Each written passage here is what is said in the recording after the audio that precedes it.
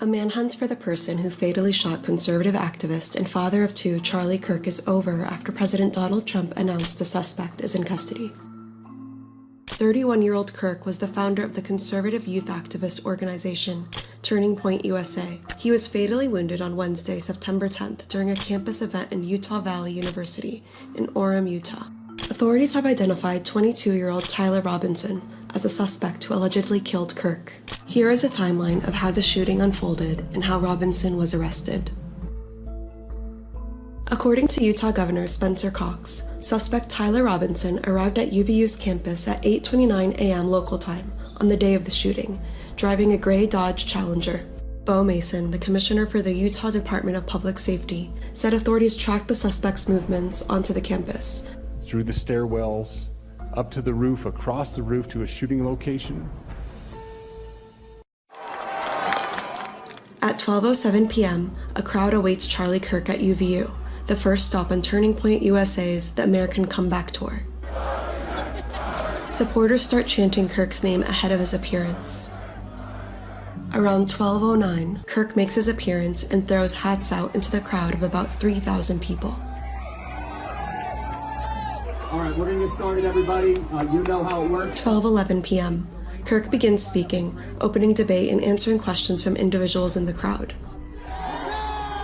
At 12:23 p.m., Kirk is hit with a single shot to the neck, appearing to come from an elevated position on a nearby rooftop. Video shows Kirk being carried by 6 men to an SUV, which transports him to Timpanogos Regional Hospital. According to authorities, immediately following the shooting, the subject moved to the other side of the building, jumped off of the building, and fled campus into a nearby neighborhood. At 12:52 p.m., UVU sent out an alert that police are investigating and that a suspect is in custody.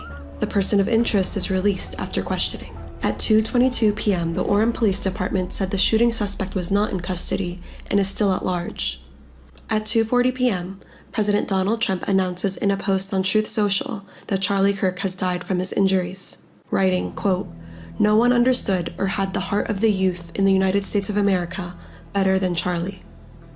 At 4 p.m., Utah Governor Spencer Cox clarifies during a press conference that there is a person of interest in custody who is being questioned. To whoever did this, we will find you. At 4:21 p.m., FBI Director Kash Patel writes in a post on X that the subject, quote, "for the horrific shooting today that took the life of Charlie Kirk, is in custody." Authorities later say the person of interest was not the shooting suspect and was released after questioning. At 7 a.m. on Thursday, September 11th, FBI Special Agent in Charge, Robert Bowles, announces during a press conference that authorities have recovered what is believed to be the weapon used in the shooting, a high-powered bolt-action rifle. At 9:56 a.m., authorities released images of the suspected shooter, asking for the public's help in identifying them. The FBI writes in a post on X that it is offering a reward of up to $100,000 for information leading to the identification and the arrest of the individual responsible for the murder of Charlie Kirk. At 6 a.m. Mountain Time on Friday, September 12th, President Donald Trump announced on Fox and Friends in New York that a person is in custody. As I'm walking in, they said, looking real good. They have the person that they wanted. At 8 a.m., Utah Governor Spencer Cox said at a press conference that Tyler Robinson, a Utah native, was identified as the person who shot and killed Kirk. Good morning, ladies and gentlemen. We got him. He was taken into custody in St. George, Utah, on Friday. Cox said that after Robinson's father recognized his son in the distributed photographs, he told Robinson to turn himself in. Robinson initially said no, but later changed his mind, officials said. The father then called a youth pastor, who is also a U.S. Marshals Task Force officer.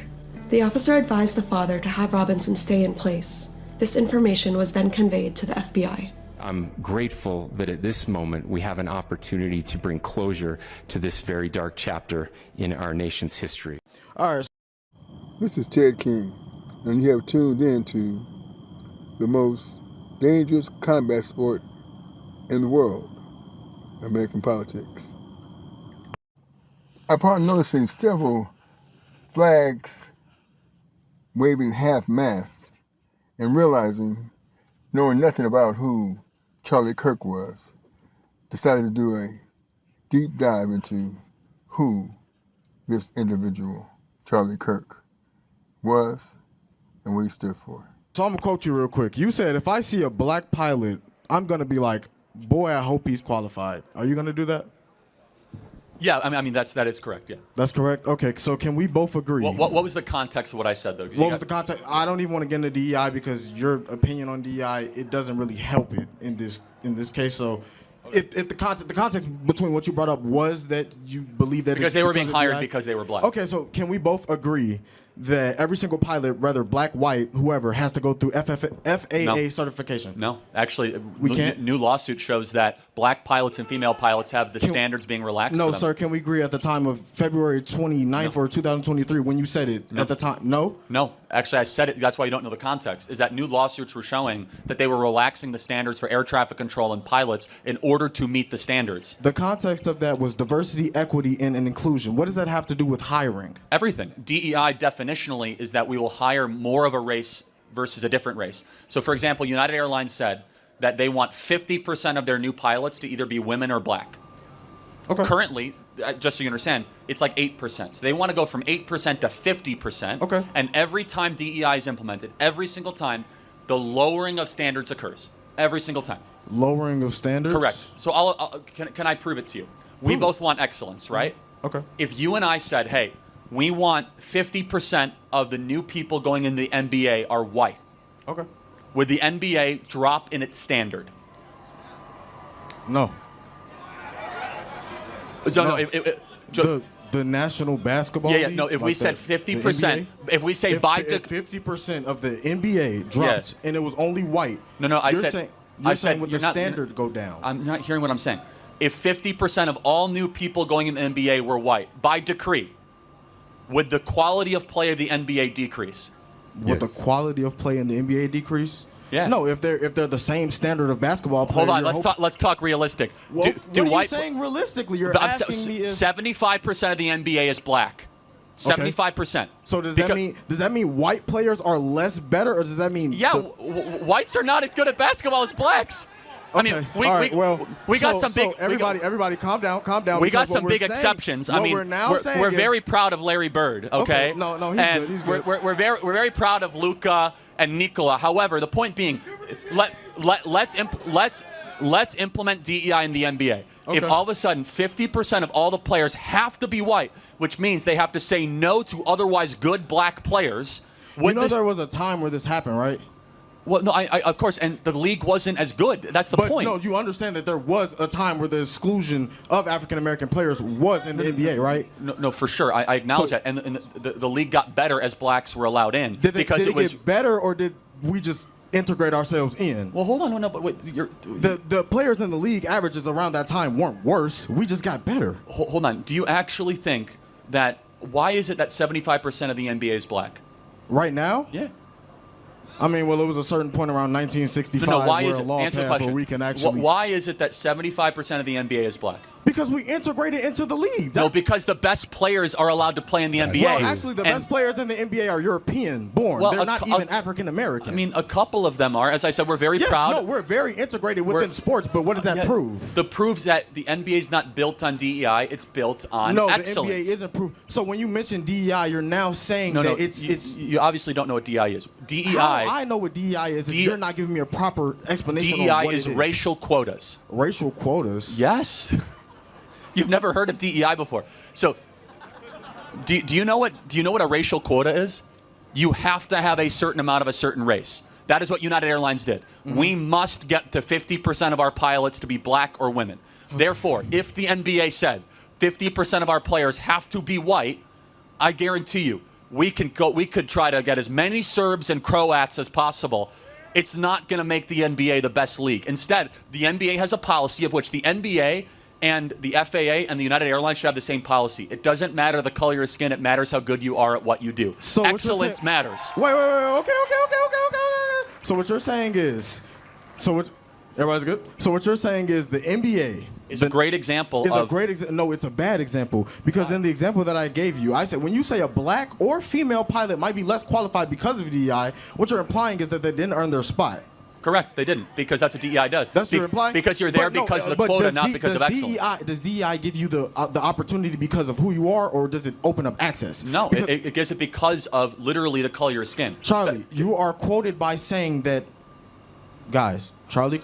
Everyone knows the quote because it's true. When you hire somebody... What's true? It's true because they're there not because of their merit, but because of a racial quota. Why is it that only 8% of pilots right now for United Airlines are black or female? It's actually 3%.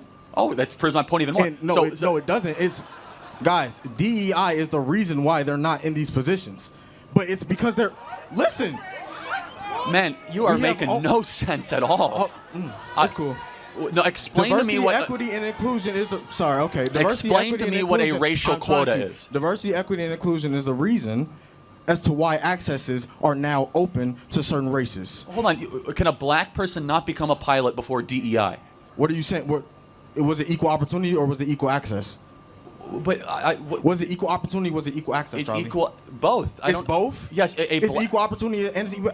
I could not go to college in 1964 with a free ride, free paid tuition, but you could, Charlie. Hold on. First of all, are y'all just forgetting that the last 50 years of historical context happened? This is crazy. That's crazy. How does that impact you? And wait, do you have a free ride right now? Do I have a free ride right now? Yeah. I go to school. Who pays your tuition? Who pays my tuition? Yeah. I don't want to share that on. You just said you had a free ride. I don't want to.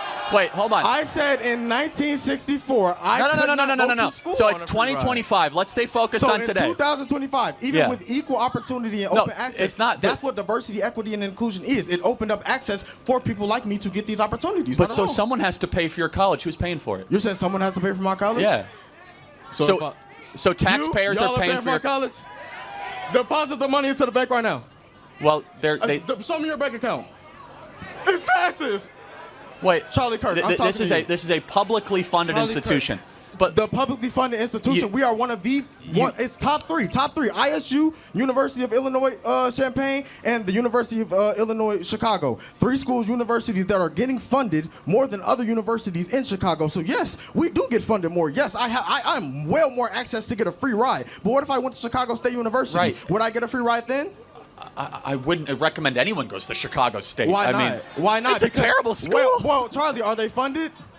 I don't know the specifics. You don't know the specifics? It's not exactly a reputation of a great school. I can tell you, Illinois State. It is not a funding Illinois issue. State gets 92% of funding in the state of Illinois for universities, for public universities. Chicago State gets basically none, virtually none. Okay, great. What you're saying is, it was opened up accesses. What I'm presenting to you is that the access that I was allowed. Okay, so what do you mean by access? What do I mean by access? How do black people not have access to a better life in America? What's preventing them? What's preventing black people from having a better life in America? Yes. What's preventing them? Police, the government. Hold on. No. Police. How many unarmed black men die? How many unarmed black men die from the hands of police every year? The unarmed nationally? Black? Are you serious? How many? Charlie Kirk, we're talking about something that No, you just said police. How many unarmed black men die at the hands of police every year? Did I say that is the reason why you just said prohibited? Police. Policing is an issue. You're right. We don't have enough police on the streets of black neighborhoods. The police department is well more funded than our normal libraries. What is the #1 cause of black death in Chicago? Are you serious? Other blacks killing blacks. Are y'all saying other blacks? Yes. Other blacks? Who's killing the blacks from Chicago? A bunch of kids from Highland Park? Black, 22% Hispanic. That's very, very, very broad. Where are those locations at? Where are those locations at? East. No. You're saying East Garfield? You've never been to East Garfield in your life. Yes, I went once and I'll never return. You're from East Garfield? You've never been to East Garfield in your life. Tell me very clearly. So we're saying these broader locations is these smaller locations. Who is killing the blacks in Chicago? Who is killing them? Of 1,000 African Americans who you're taking statistics from communities. Who is killing? No, I want to have a conversation with you. What did you expect, Charlie? Who is killing them? Who is killing African Americans? Yes. People are killing people. No. What race is killing them? Why are y'all trying to act like African Americans are just solely murdered? People are killing people. No. What race is killing? Is it white people killing blacks or blacks killing blacks? People are killing people, Charlie. Okay, but hold on. What race is killing the other race? What race is killing what race more? That does not matter. It does matter because it's a black-on-black problem. It's a and blacks need to solve the problem of black-on-black violence. Is it a black-on-black problem or is it a crime problem? It's a black on black problem that is a crime problem. Because I'll tell you why. If it was a bunch of kids from Deerfield coming in with guns, it would be a white problem. But somehow, if it was a black on black problem, oh, it's a crime problem. It's systemic injustice. It's the police. No, not what enough you're funding. saying is, Charlie, you're forgetting that these locations that you're bringing up are secluded by these races. So these races might have a easier time with policing, and yeah, they're gonna have nearly response time of 2 seconds. Wait, it's the police's fault that so many blacks are killing other blacks? Who just said that? You did. I said that? Yes. No, but Girl, no, please. I want you to tell me, why is it that black Americans are 13% of the population, yet they commit 55% of the murders? Where can you show me that? Again, it's FBI statistics. It's FBI well known. statistics. Where can you show me that at? Can you give me ask substantial ChatGPT? evidence ask Grok. Why would I ask ChatGPT when ChatGPT has shown, proven? What? Prove it again. Anyone near you can show you the ChatGPT has shown stats, right? proven It's data right that there. Look, man. Let's read it. 70% of offenders were African American. Wait, pull it back up. Boo, yeah. Charlie, for the sake of myself, I really do appreciate the ability to debate with you, man. I want you to think about what I asked you. Okay, you mind if I have a hat? Yeah, sure. Thank you. Thank you.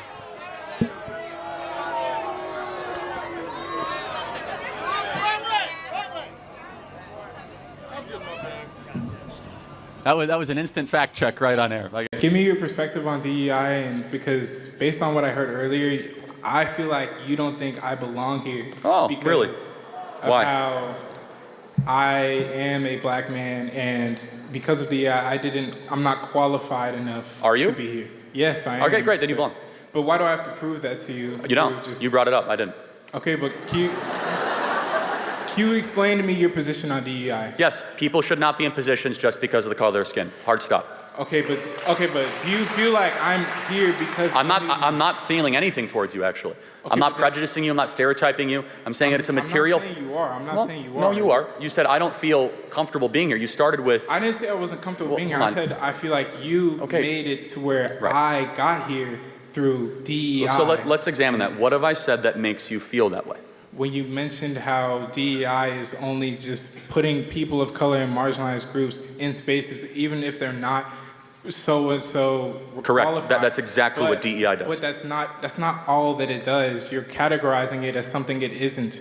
No, that's exactly that is the charter missions. That's not all. Okay, that it so does. diversity, equity. So equity is outcome based. Is about making people who are of different skin colors have the same outcome, regardless whether or not they are qualified. The best example we have of this is the Students for Fair Admission Harvard Supreme Court case, where black students, they could have a SAT score 300 points lesser than the Asian equivalent and still get into Harvard. That is DEI in practice. I believe when you're hiring for an organization or for a company or for whatever you are doing, you should prioritize merit and character, and race should mean nothing. We should build around things that matter and not things that don't matter. Okay, but you have to also take into the fact that black people have only been able to completely legally be able to make profit for themselves for around 60 years. And this is no. Since segregation ended in 1965 and the Equal Rights Act in 1965, so what you're telling, there's not. How did that? So let's talk about you. How did that impact you? How did something that happened 60 years ago impact your life? It impacts me all the time. How? What do you? Okay. You're at Texas A&M. You're doing great. Okay. Yes. Sure. Yeah. So aren't you a living example that all that's a bunch of nonsense and you could just act good and behave well and succeed? But there's also living examples of the exact opposite. If you look in the impoverished neighborhoods in certain parts of Chicago or St. Louis, there's black communities being thrown aside because they're not getting education. Thrown aside? Okay, yes, so aside. I think we can get somewhere. Why have the black community gotten poorer since the passage of the Civil Rights Act? Tell me that. Because of the way the culture has been perpetuated through the years. Hold on. Think about it. So they were richer when we were segregated and more racist. America's become less racist. What about Tulsa? Yeah, no one's going to defend what happened in Tulsa again. But let's talk. We're talking about a lot of different cities. We're talking about Chicago, Tulsa. But let's again. This is a very important point. Do you think the fact that 70% of black youth don't have a dad around is probably pretty important? That's because of the culture. Respectfully allow me to interject. How does the white culture impact the fact whether or not a black dad stays around when he impregnates a woman? I'm not saying it's the white culture. What is it? The culture that has been perpetuated through the 200 years of slavery, the 100 years of segregation, and Jim Crow laws. The marriage, so I got to interject again, I'm sorry, I don't mean to interrupt too much. But in 1960, before the Civil Rights Act, 20% of black youth had a dad around. Now it's, 20% were single fathers, 80% had a dad around. It's been inverted. So we actually have seen black dads run away from their kids the last 60 years. Why is that? Because of the raised incarceration rates, because of the perpetuated culture. So how does one go to jail? That's obvious. I'm not answering that question. Yeah, so maybe it's because they committed crimes? Okay, but when you're forced it's not just this is old, this is in the past, this doesn't affect you anymore. Okay, so actually let's take a different group. How did the Holocaust impact Jews? They're doing pretty well. Well, because they got reparations, we didn't. How? What reparations did the Jews get? Through acknowledgement, through money, through we acknowledge slavery happened. Okay, but you're sitting here and acting like it plays no role. No, but to your argument, the Holocaust was 80 years ago. Half of all the Jews on the planet were killed. Everything they earned was taken. Jews are doing great. If all of a sudden something that happened 80 years ago impacts your material prosperity, how did Jews defy the curve? How did poor Asians do so well? Why is it that Asians are now the wealthiest minority in America, many of whom came with no money in the 1950s or 60s? Because of the culture and opportunities that were provided to them. But you're not hearing me out. Black Americans have had the same opportunities. However, people still look at us like criminals every day. Hold on, but I don't look at you like a criminal. I'm not saying you do, I'm saying some people do. But I mean, do you want me to be brutally honest with you, or do you want me to be politically correct? Brutally honest with you. Okay. Do black people commit more crimes than white people? It's not even close. Okay. But you have to take into account the culture that has been perpetuated. Okay, got it. So we can agree on this. Do you mean internal black culture? It's not. It's deeper than that. Do you think? Let's take time out. Do you think the average rap artist that a black kid in the hood is listening to is glorifying marriage and family and saving your money? That's what sells because it's a culture thing. It's not just within the black community. I agree. No, but hold on. Everyone listens to it. It's not just isolated. It's bad for everyone who listens to it. The point being is that black youth, as they are being raised, their role models are largely not glorifying staying with one woman, getting married, going to church. And if you're wrong, show me the black role models that are doing that. There might be a couple I could think of, maybe. But if it's about culture, you're right. The internal black culture has collapsed the last 60 years. We're no longer elevating the family. We're no longer elevating staying with the person that you're with. So our contention here as conservatives is that the systemic racism stuff is a bunch of rubbish. Instead, it's systemic bad choices. Do you feel that systemic racism isn't real? Of course not. What can I do that you can't do? Name it. Okay. No, seriously. What can I do that you can't do? Fallacy. That's a slippery slope. No, it's not. I don't know why. Very simple. No, because back in 1940, you would have been able to answer that question. Well, Charlie, there's a bathroom over there that I can't go to. There's a major league team. I can't walk into the grocery store and get the same looks that you do. I walked into Brookshire Brothers a couple weeks ago when I was looked at. That's an insanely hyper paranoid way of living life. But that's not evidence, right? It's a real example. By the way, if I walk into a black neighborhood, I get bad looks too. Okay, so I don't know what the contention is. Because of the way you treat our culture and the way you perpetuate. Oh, wait, hold on. The way we treat your culture, we have gone to such great calisthenics and ridiculous gymnastics to prove that we're not racist. In fact, it's the worst thing that you could be called in America. We had, during George Floyd 2020, we had hundreds of millions of dollars given to Black Lives Matter. I don't know where that money went. Did it improve material worth of black America? So, I mean, and we actually do know where it went, actually. And so, but going back to your main contention, when you practice DEI, because that was your main point, right? You are rewarding bad culture. You even acknowledge it. You are saying that someone should be there based on the color of their skin. We say skin color doesn't matter. If you want that position, work harder, study harder, and then you might be able to get that position. When we're forced into underfunded communities where schools are based off of property value, we can't. Well, actually, school choice is now the law of the land here in Texas, Okay, so well, that's not correct. Secondly, do you just expect a single-parent home to pick up and move into some rich neighborhood? Well, again, so let's go back to why are they the single-parent home? Because the hundreds of years. Do you believe in the maxim or the belief that you should take responsibility for your decisions? It's not just one person's decisions. It's so much deeper than that. See, why are you trying to? That's where you and I have a different belief. You believe in this. It's not. It's a fact. No, it's a belief. Again, you have to tell me then, why do Jews do so well? Holocaust didn't impact their material worth. How did Asians do so well? And by the way, even more so, why are Hispanics getting so much wealthier? If we were so racist, why are Hispanics all of a sudden gaining income the last 20 years? There's something. It's a difference in culture. I don't know why y'all are clapping. But it's a difference in culture.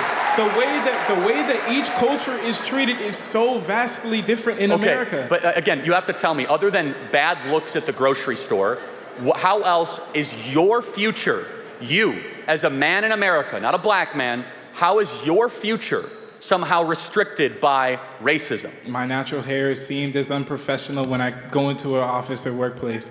When I walk around in certain places, people just assume, like I've said earlier, the dirty looks. When people think you are automatically the worst of the worst solely because we don't think that. You've interrupted me like 10 times because now. you think you know what white people think, and you don't. I don't know what white people think. Then why do you keep on saying you know what white people think? Because I've seen it. I'm not you've saying seen our thoughts? I've seen what people have done to me and people who look like me around the world and in America. How?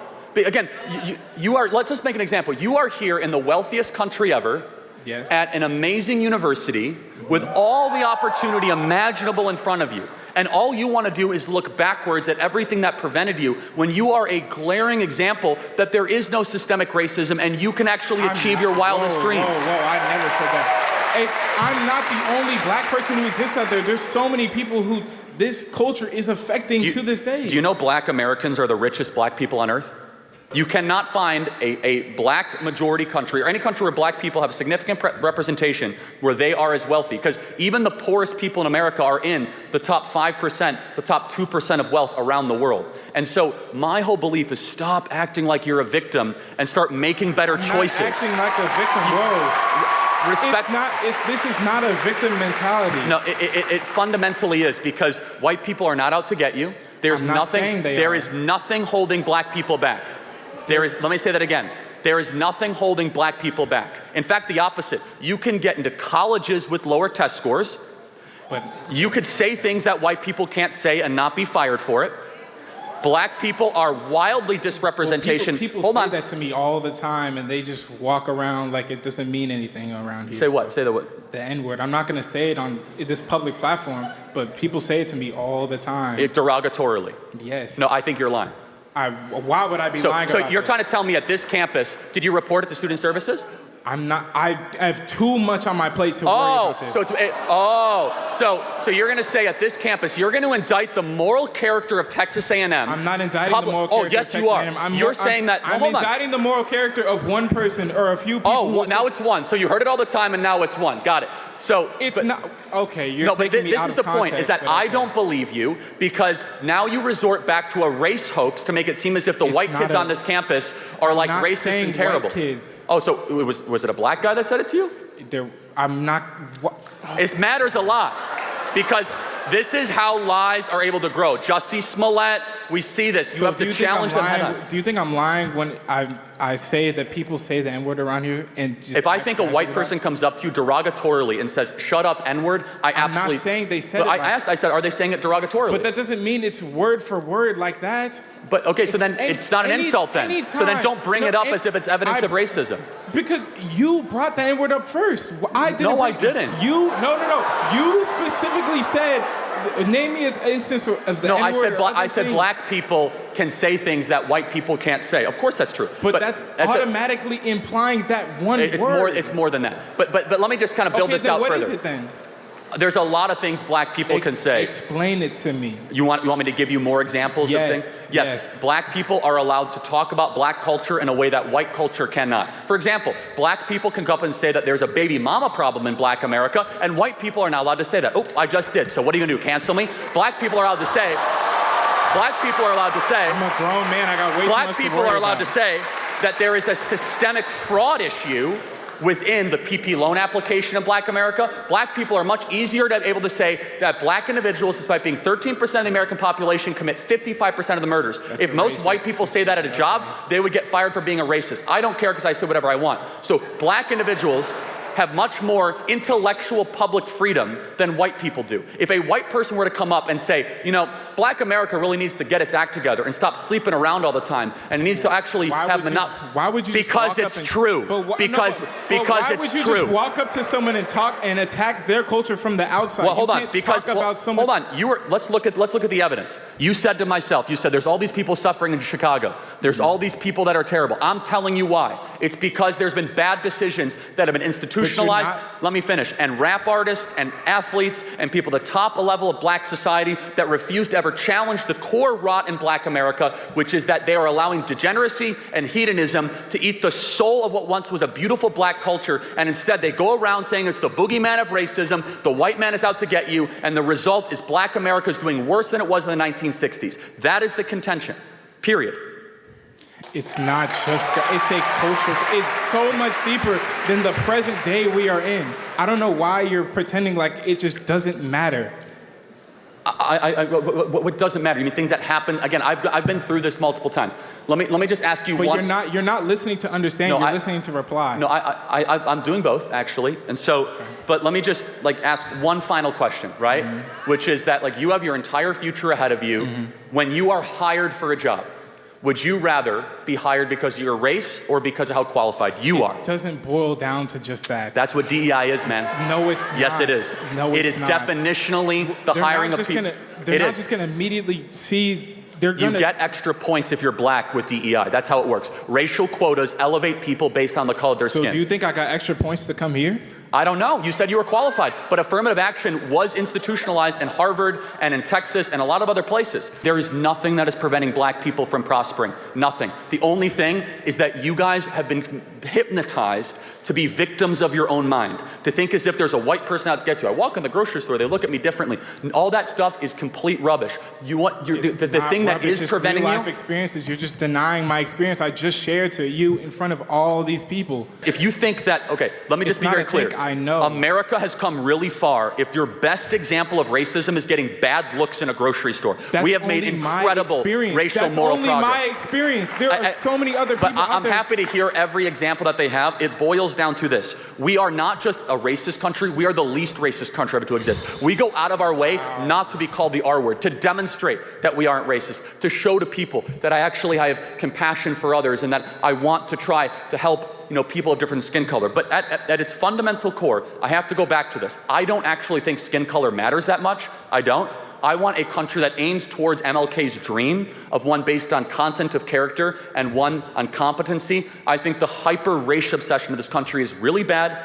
It's really bad for everybody involved, including black America. And I would just ask you, what would you do to improve the material well-being of black America? What is your solution? Education.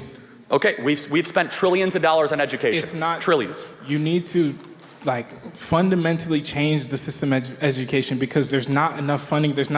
Teachers are not paid enough anywhere. Let's be honest. We need to seriously fix our education, especially when public school education comes from property taxes. When you're in a low-income neighborhood, you're not going to get high-income teachers. If you had to choose more money for education or more dads for black kids, what would you say? That goes hand in hand. Education goes into I agree. Family That's planning. why if we get more dads into homes, it starts solving the problem. No, education is what solves the problem. Well, hold on. But again, if you're just educating and there's not a dad at home reinforcing it, we've seen this play out. We see this in Chicago. In Baltimore, we've spent hundreds of billions of dollars in Baltimore, Chicago, Detroit. We have entire classes of kids that can't read at grade level. We have incredible examples of this, and it goes back to this. If you want to have a privileged life in America, very simple, start acting a certain way. Our belief system is that you come down to the most foundational family unit. And when that breaks down so severely, don't be shocked if that group, when it acts that way, stays in poverty over a longer period of time. Asians are incredibly loyally married. It's one of the reasons why Asian Americans do so well in this country. Hispanics do very well. White Americans increasingly are not doing as well. They also came here by choice too. My ancestors did not come here by choice, but okay, so we don't have to go too far into that. We don't have to go into that. I want to get to the next question. Again, you should be kissing the ground because you're right. You didn't come here by choice. But why are you telling me to? Hold on, I'm telling you right now. You should be kissing the ground with gratitude because you're right. You are not in Africa, and you should be thankful you're not in Africa, that you're in the United States of America. That's my end of contention. Thank you very much. Hello my friends, it's good to see you for yet another video, and this is going to be a tough video to make. I'm going to have to really watch what I say or I'm going to get kicked off of this platform for good. This video does not contain any calls for violence and does not condone violence in any way, but I am going to explain to you as a working class American how the vile, absolutely horrifying nature of America in its current state starts at the top with Donald Trump and has worked its way all the way through our society so that Americans can't even sit down and have a meal with their family members now without being portrayed as some sort of demonic presence that is trying to destroy the world based on the top, coming down from Donald Trump all the way through our society. So as we know, yesterday, Charlie Kirk was killed. Obviously, that's not something you want to see in America at all. But I'm not going to get on here and blow rainbows up your ass and try to tell you that Charlie Kirk was a good person. Because the fact of the matter is, Charlie Kirk was not a good person. Charlie Kirk was a grifter that recognized a long time ago that it is very profitable to lie to the American people. This is a very common thing in right-wing media that is backed by billionaires looking to protect their interest and their interest alone. The billionaires will pay news anchors and content creators millions of dollars per year to protect the billionaire's interest at the cost of Americans every day. Charlie Kirk recognized that and he took advantage of it a long time ago, but Charlie Kirk is a much worse person than that. Charlie Kirk was a race baiter who took every chance he could to call for the how do I want to say this, the demonization of anybody who wasn't just like him. Charlie Kirk was the same person that not that long ago said that if he were to get on an airplane and he saw that it had a black pilot, he would question if that pilot was actually qualified to fly that plane. Charlie Kirk is also the same person that said he's okay with the deaths of some people every year as long as we get to keep our Second Amendment rights. Ironic twist at the end, my friends. I'm sorry to say. Ironic twist at the end. Charlie Kirk was a lot of really, really terrible and awful things. Charlie Kirk was a homophobe. Charlie Kirk was openly a racist. Charlie Kirk was a grifter that spread hate speech throughout the United States in an effort to protect the elites of America. I can't apologize because if you want a good eulogy on this channel, you have to be a good person, and those are simply not the facts. However, I was shocked by the entire thing yesterday. See, my friends, I did a very, apparently a very stupid thing yesterday, was I tried to take the high road. I saw that this was happening, and I was recording a video as this was going on. I had just found out that Charlie Kirk had been shot. He was not dead yet, while I was setting everything up to record a video. I went ahead and recorded the video. I was a little bit behind. I was going to release it an hour late for you guys because I was waiting for everything to get done on YouTube as far as uploading and the checks and everything go. And by the time it was time to release that video, I had found out that Charlie Kirk had died about 2 minutes before I was going to release the video. I decided that yesterday wasn't the day for it, that I was just going to hold my tongue on what I had to say, and I would get back to the thing today, and I hoped that I would see some calming voices in America, and we could start to maybe take just a fucking day. A fucking day, my friends, to not be animals to each other, not fucking treat each other like shit, and realize that political violence is a very slippery slope that we could be heading down in this country. And my friends, I found out how quickly that was a fuck up on my part. Because the video that I put out this morning was the one I was going to release yesterday, which discussed a little bit of the tensions between the MAGA movement and the rest of the Americans that don't have their heads up Donald Trump's ass. I decided yesterday wasn't the day. only for hours later to watch Donald Trump sit in the Oval Office and demonize the left and talk about how the violent left has once again killed another person in America. Donald Trump talked about the need to silence the left, the need to go after all of them, is what he said.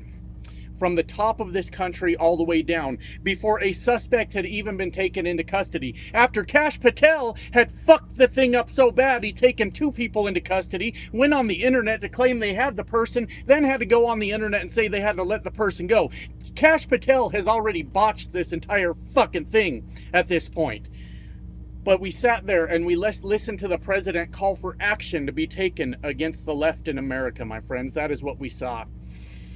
And I realized when I saw that, and I saw everything that came after that, I realized that yesterday wasn't the day for me to play nice. Yesterday wasn't the day for me to keep my thoughts to myself. Yesterday was the day to kick the motherfuckers while they were down. Because that's the way they treated us when they don't even know what the fuck is going on. I said I had to watch what I say when I started this video, huh? I'm gonna breathe for just a second because I am absolutely furious at the President of the United States and his actions yesterday, his calls to action against American people without having any clue why this could have happened. Well, I want to tell you today, look, this video might be outdated by the time I release it. There may be a suspect in custody. We may, over the next few days, find out who this person is and what their motivation is. But as of right now, the recording of this video, we do not know what the motivation of this person was. There's a lot of reasons in this country for people to be fucking angry right now, okay? And like I said at the beginning of this video does not call for any violence. What I'm explaining to you is how we could end up in this situation in America, how we have fallen this fucking far, that this is where we're at now. And I know that political violence has been a thing for a long time in America, and we don't even know if this one in particular is political violence. But we have to sit back and think about everything that's going on in this country. And like I said, how it comes from the top down and has infected this entire fucking country. All right. Donald Trump has openly been calling for violent attacks against the left for a very, very fucking long time. Donald Trump has been mobilizing his forces, forces, quite literally. We'll get to that in just a minute. But mobilizing the right-wing influencers and the right-wing media to be absolutely vicious to the left in this country. Donald Trump has decided, oh boy, I lost my words there. Donald Trump has referred to the American people that do not think exactly like him and fall in lockstep with him on every one of his absolutely psychotic policies as the enemy from within. Where the fuck do you think I got the name from this channel? It's very similar to when Hillary called Donald Trump supporters the basket of deplorables, and then they all started referring to themselves as deplorables. You guys remember that? That is the same thought process that went into coming up with the name for this channel. Donald Trump sat right there in an interview and referred to people on the left, fellow fucking Americans, as the enemy from within, because we have the audacity, my friends, to believe in equality, to believe that regardless of your race, gender, sexuality, religion, things like that, that you are not a lesser person than us. Because we have stood up as much as we can against Donald Trump's fucking fascism. Because we have refused to let him take over the country and do what he wants against the American people, up to and including deporting people with no due process and putting them in concentration camps. Donald Trump has called those people the enemy from within. While I spent all my life growing up listening to people wave their fucking flag and talk about the land of the free, those are the very same fucking people licking the boots of a fascist right now. Do you understand how frustrating that might be? It's extremely frustrating. And when I talked about Donald Trump and his troops, Donald Trump has openly declared war against the city of Chicago. Now, we know that he turned the troops on the city of DC and the city of Los Angeles, claiming that Los Angeles had riots and Washington, DC had out-of-control crime rates, and none of that was fucking true. But then Donald Trump decided to rename the Department of Defense the Department of War, my friends. And shortly after he renamed it the Department of War, he posted an AI image on the internet saying that the city of Chicago is about to find out why it's called the Department of War. Donald Trump has openly declared war on the city of Chicago. Donald Trump has declared war on the American people. The people on the right don't see a problem with that. You don't see an issue with Donald Trump declaring war on an American city at all? Not even a little bit? And on top of that, Donald Trump has been incredibly destructive to the working class Americans in this fucking term that he's in right now. And it's all the bullshit aside, I'm sick of hearing all the bullshit propaganda talking points about how this is the greatest economy in the history of the world. Through Donald Trump's failed trade policies, his tariffs on all these other countries, jacking up the prices for average everyday working class Americans, Donald Trump has been destructive in a number of ways. Small businesses have went under because of Donald Trump's failed policy. The farmers currently are going bankrupt because of Donald Trump's failed policy. As a truck driver, I am telling you, I am witnessing the loss of jobs in the trucking industry. 17,000 people just last month in the transportation sector had lost their jobs. And this is all due to Donald Trump's failed economic policy. So when you think about all the people that have been damaged by Donald Trump's presidency in just this term, it makes it really hard to narrow down who might be fucking angry out there, right? And then we watch as, I gotta breathe, my friends. I hope I don't get kicked off YouTube on this video, my God. But we watch as Donald Trump does the most heinous things to the American people. Donald Trump collapses the economy. Donald Trump causes us to lose money, lose our businesses, lose our paychecks. Donald Trump rounds up our cousins and our brothers and our sisters and our coworkers, and they drive them off in a van and they throw them in a concentration camp. No due process. No due process. It is as likely that this was a person on the left that was very disturbed by all the hate speech, all the hateful rhetoric from the right that may have done this. It is equally possible that it was somebody on the right who has been absolutely fucked by Donald Trump's policies. And it doesn't matter who it is. The people in America are fucking angry. The people in America are fucking angry for all the right reasons. We have been nothing but screwed ever since Donald Trump came into office. He fucking crashed the economy the first time around. And this time, it's not even about the economy anymore. It's so much worse than that. Donald Trump is mobilizing the military against U.S. citizens. We don't see the problem with that? We don't see how that might make people angry? Really? And look, like I said, I don't support violence. I am not calling for violence. What I'm saying is that when you push people to the edge so far, the way that the Trump administration has, the way that the right-wing influencers have by vilifying everybody that's different than them, the way that the Fox News has. I mean, my God, we can't even drink out of a goddamn straw without Jesse Waters trying to out you to the world as a homosexual because you just wanted a beverage. That's where the fuck we're at in this country. And these Charlie Kirks and these what's his name? The fucking hardcore Nazi one. Nick Fuentes, Joe Rogans, all these people that lie to the American people. It is not shocking to find out that Americans are pissed. That's not the shocking part of fucking any of this. And I'm so frustrated with yesterday, my friends. I am so goddamn frustrated. You think I wanted to skip putting a video out? I make money here too. I make money on this fucking platform too. You think that I wanted to skip putting out a video? That I wanted to put everything aside for just one day and say we can get back to bickering and arguing with each other tomorrow? We can get back, and not that everybody in the world has to listen to me. That's not what the fuck I'm saying. But I thought maybe this is a moment where we could all just take the fucking high road for a second. For a fucking second, we could take the high road. And it came from the top all the way down, all the way through America. While Donald Trump sat there and viewed his...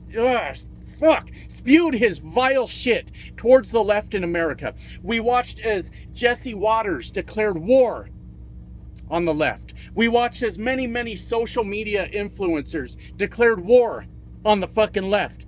my friends. There ain't a single one of us, I don't know, I can't speak for everyone out there. There's a lot of us that lack empathy or sympathy or whatever for what is going on. Charlie Kirk himself said that empathy is one of those new age words that causes harm to the American people. Look, if we're just going by his wishes, don't be mad at us. That's what he said. That's what he fucking said.